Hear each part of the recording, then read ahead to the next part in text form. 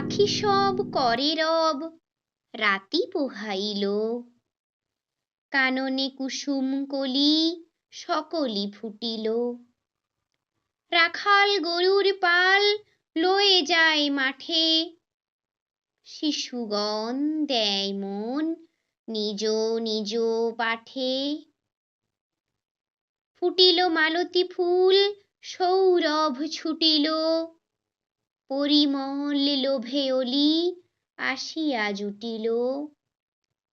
গগনে উঠিল রবি লোহিত বরণ, আলোক পাই আলোক পুলকিত মন।